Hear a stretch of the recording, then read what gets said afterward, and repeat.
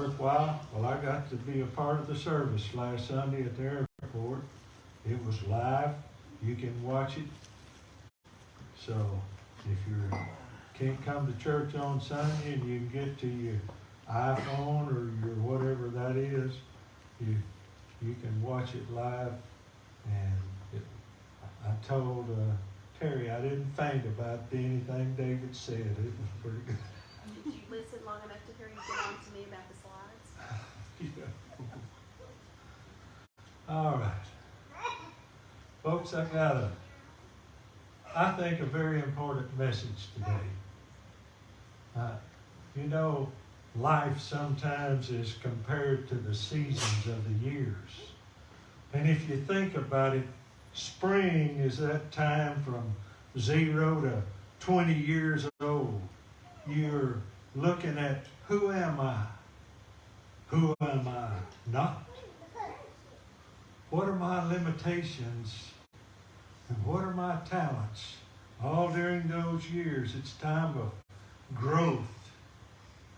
And then comes the summer season from 20 to 40, when you really look at what I want to get out of life.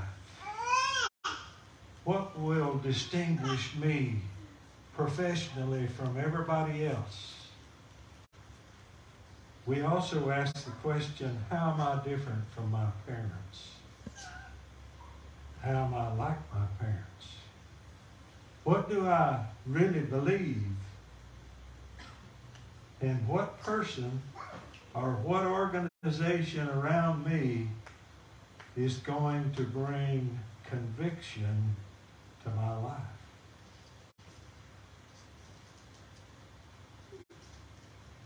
The key question you ask during that age time is, how do I prioritize the demands made on my life?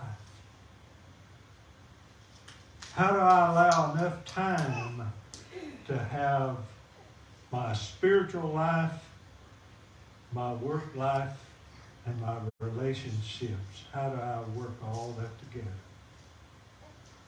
Then comes fall season. That age between 40 and 60 when you think you're over the hill, but you're really not. Because you start to ask yourself, have I achieved everything I wanted to? Did the dreams I have earlier, were they fulfilled? And what I accomplished, is it fulfilling to me? You know, the major danger of that season, that 40 to 60 season, is called the midlife crisis. The time when you try to escape or maybe numb the past sins, the past failures, or you even attempt to try to relive the past, try to redo it. But then comes winter. Winter is that time from 60 on up, folks, where you really think about life as an investment. You know, you're at that time where usually your life is more composed, you've matured, and you're got some insights. The young guys in the 20s and 40s, they don't see you as competition anymore. They kind of see you as maybe a champion, maybe somebody that's achieved something. But the greatest danger of that period of time is to buy the lie that you can no longer contribute, that you can no longer do anything. I believe the major advantage of that time is to take advantage of the flexibility you have. You're not usually controlled by work hours like you were. And you can be a blessing to people around you. Our own personal life is that way. It's kind of like 4 seasons. You know, we're born, we start to grow in that springtime, and everything is new and everything is exciting. Then we reach the summer stage where life gets hot, life gets difficult sometimes, life gets unusual. And fall comes in with the change. It's kind of a slowing down time, a time to reflect, and winter hits, and it's a bleak, black period in many lives. Folks,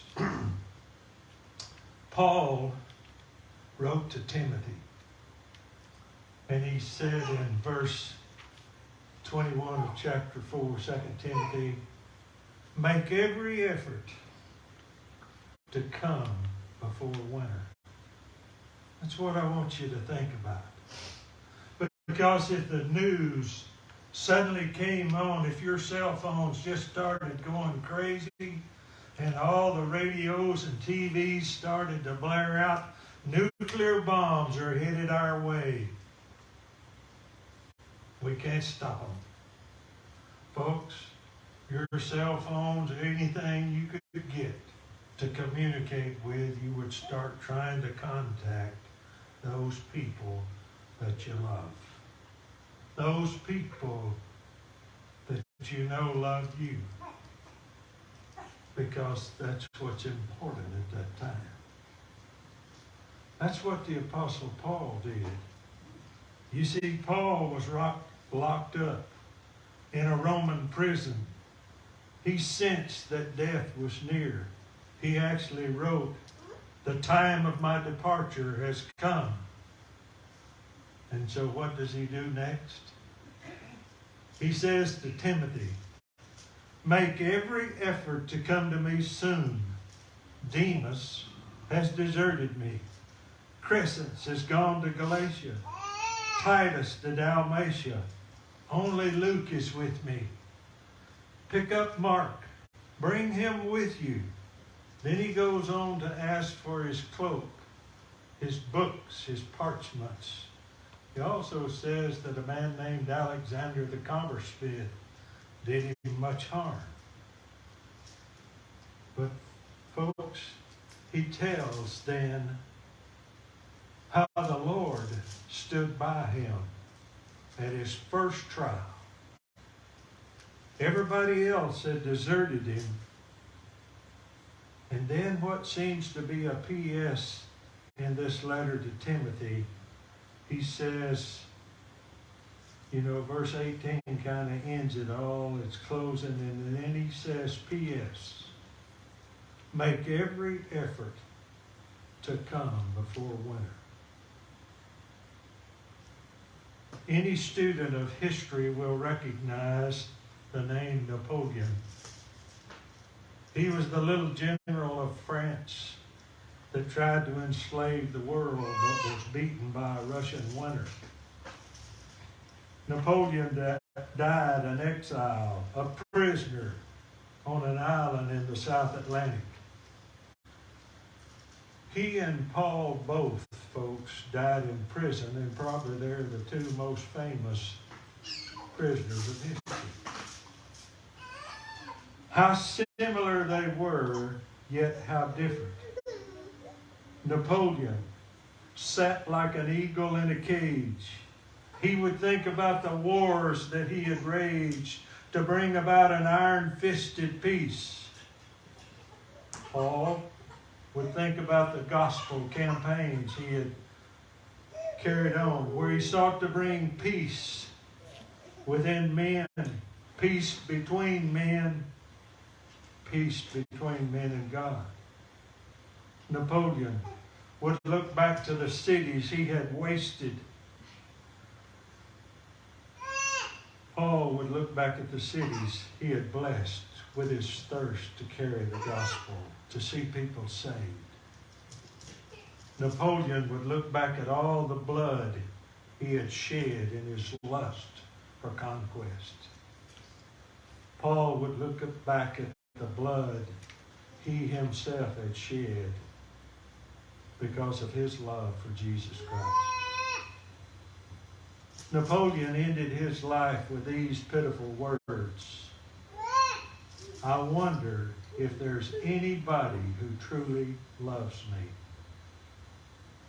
Folks, what a sad way to leave this world. Devoid of any love, devoid of any companionship, not sure that anybody even cared, anybody even loved him.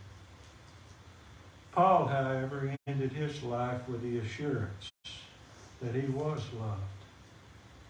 He ended his life writing letters for his friend and to his friends. You see, first of all, his best friend was Jesus Christ. And he said in 2 Timothy 4, "At my first defense, no one supported me, but all deserted me.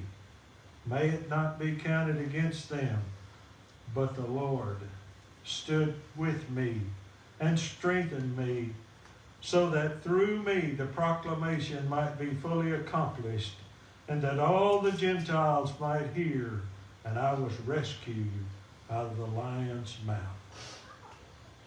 You know, he was saying, there at that trial, there was nobody with me. No human companion would stand with me, but he stood by me.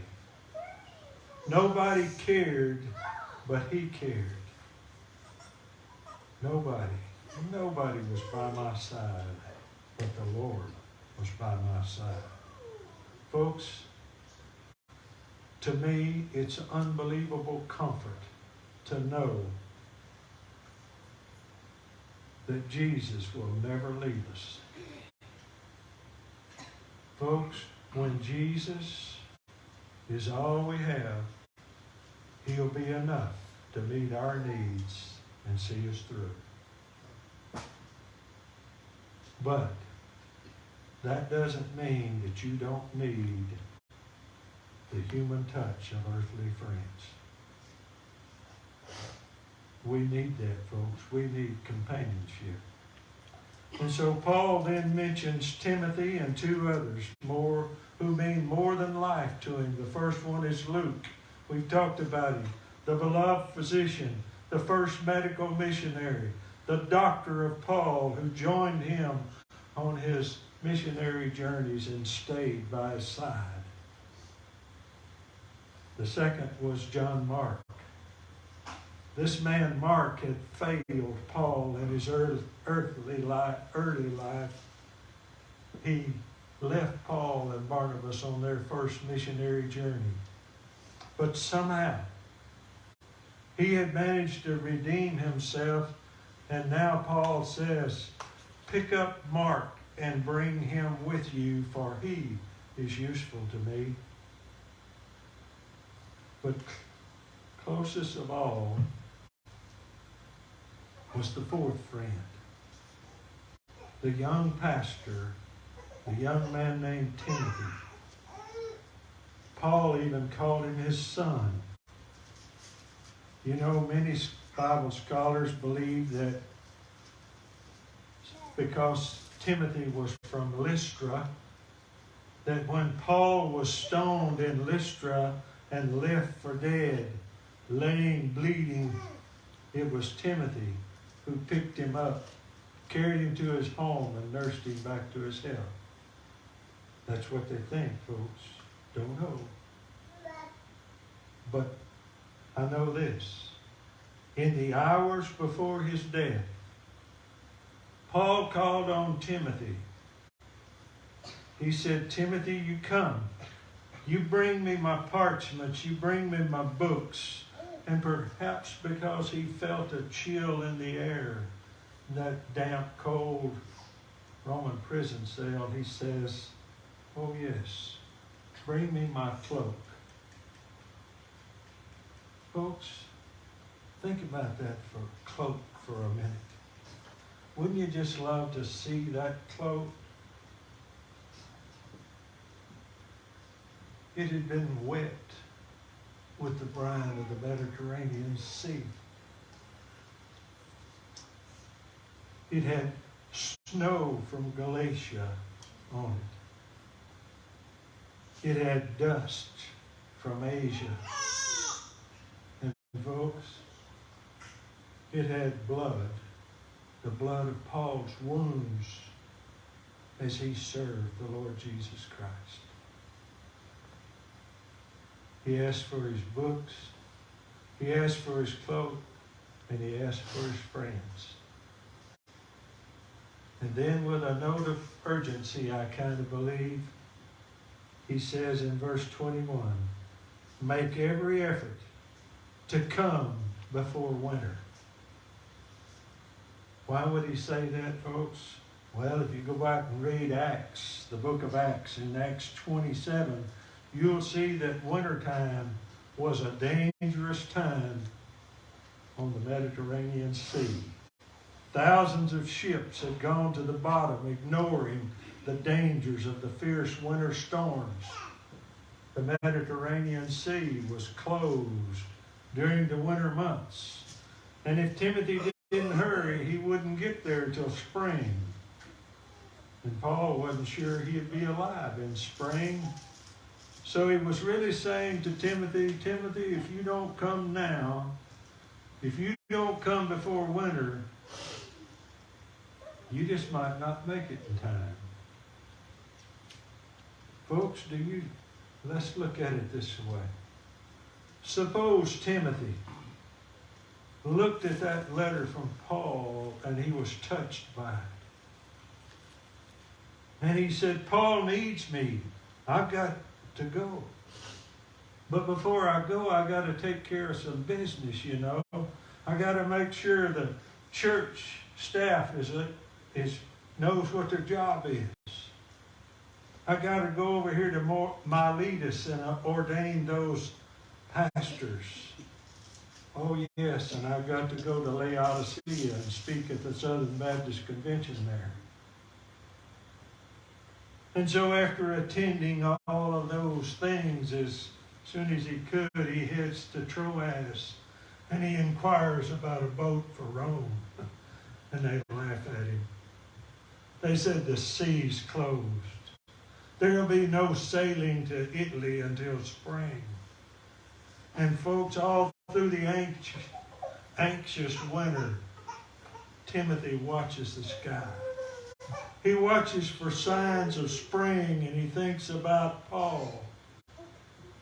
And the days turn into weeks and the weeks turn into months. And spring doesn't seem like it will ever come. But when the first ship sails from Troas, Timothy is on that ship. He's on his way to Rome. Landing at Neapolis, he hurries to the prison in Rome. And he asks about Paul, and the guard there just curses and repulses him and sends him away. So he goes to the home of a Christian. Maybe it was the person Claudius. He goes there and he says, "Where's Paul? I'm here now." And they look at Timothy and they say, "Are you?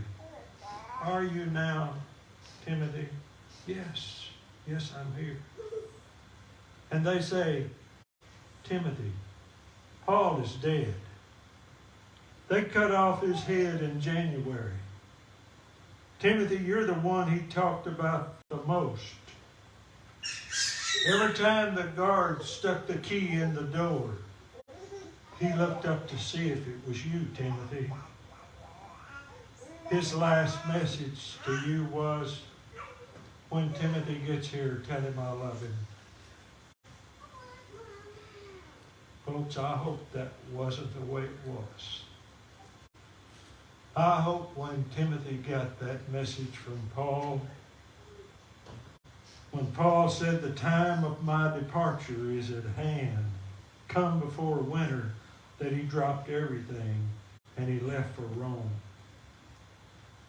I hope he told his church staff, "You get along without me, folks." He told them to get somebody else to ordain the pastors and speak at the convention.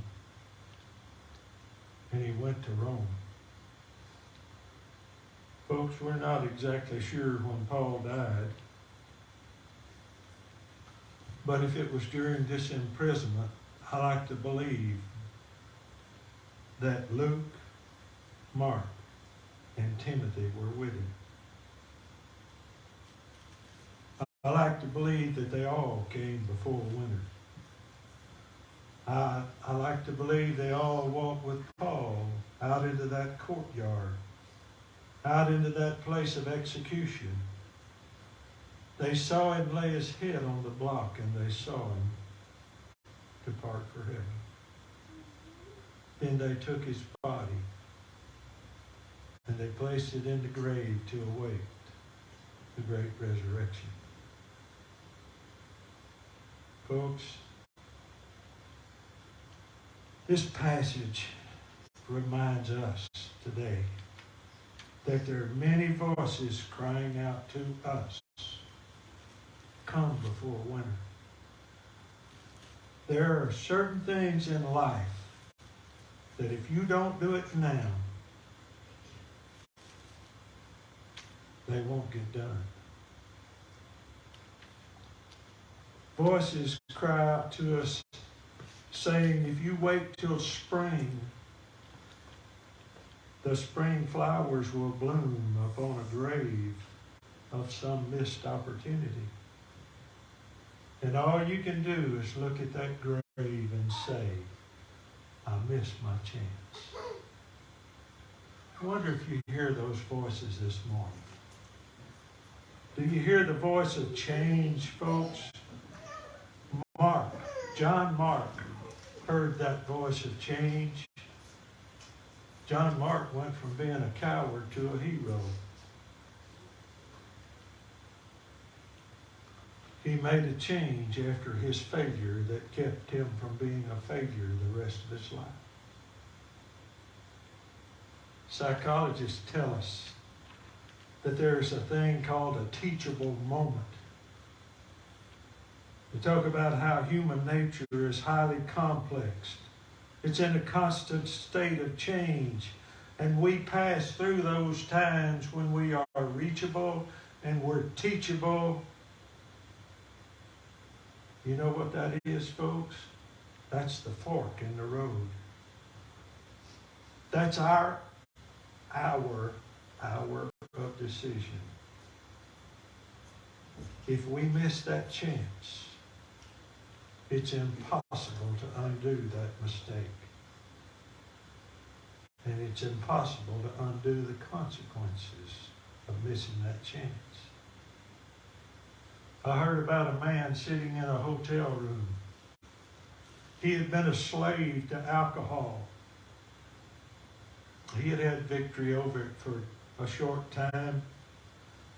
But this particular night, because of things going on in his life, the temptation was stronger than ever. He reached out his hand to get the telephone in the room to call the desk and ask for a bottle. But suddenly, folks, as though he had been confronted by an angel from heaven, an inner voice said to him, "This is your hour. If you yield to this temptation now, it will destroy you. If you conquer it, you're its master forever."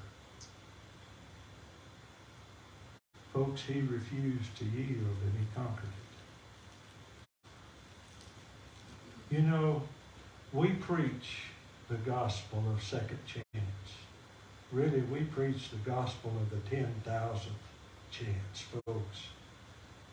Because we know the joy of forgiving and starting over. But we also know Christians, folks. We know Christians who in their hour of decision lost the battle. They condemned themselves to a life that they can't escape. Sounds hard, but do you remember the children of Israel? They left Egypt. They came to a place called Kadesh Barnea. They could go into the promised land. And they refused. Some of the spies came back and said, "We're grasshoppers and we'll always be grasshoppers." And they were always grasshoppers And for 40 years they wandered in the wilderness till everybody that was 20 years old and older at that time died. Every one of them missed their chance. Folks, God has sentenced a lot of people to a life in the wilderness because they spit on their chance when they had it. William Shakespeare said a long time ago, "There's a tide in the affairs of men which, taken at the flood, leads to fortune. Omitted, all the voyage of their life is bound in the shallows and miseries." Folks, do you hear the voice of change? Or do you hear the voice of compassion? You know, when a loved one dies a slow death, a death over a period of months, one good thing that comes from that is that you have the opportunity to show how much you love them. When someone dies suddenly, folks, we often never have the opportunity to tell them we really loved them, we really cared. Folks, this text is talking about showing your love in the living here and now. Let me ask you this. Do you hear the voice of your children? You know, children have a way of saying to their parents, "Come before winter. Come. If you're going to spend time with me, if you're going to get to know me, share yourself with me, love me, it's now or never." You know, those of us who have children and grandchildren, I would say to you, enjoy them while they're little. Because before you know it, they'll be grown and gone. Someone has said, wouldn't it be wonderful if we could put them in the deep freeze and keep them till we had time for them? Parents, those little arms are reaching out to you, and if you're too busy to notice them, you're too busy. One of our biggest mistakes is that we work hard to give our children things when all they want is us. Two men were talking about one of the men's teenage sons, and the dad said, "My boy has grown. He's grown, and I haven't even taken the time to know him." 2 years later, that boy was killed in an automobile accident. You see, we need to come before it's winter. But I also ask you, do you hear the voice of your parents? Folks, parents are crying out to their children, "Come before it's winter."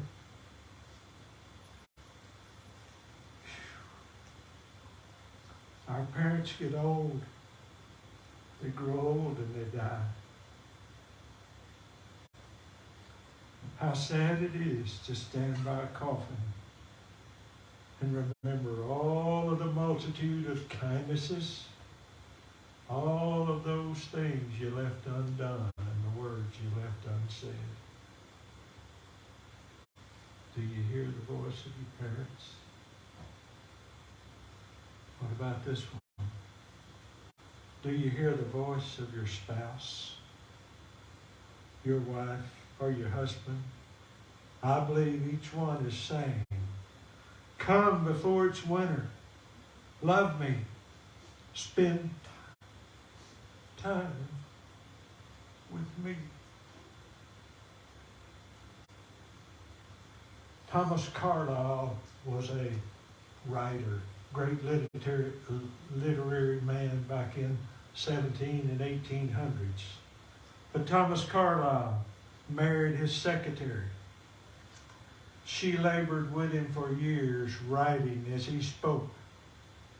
And he was so absorbed in his work that he let her continue to write even after she became sick. She had a slow-growing cancer.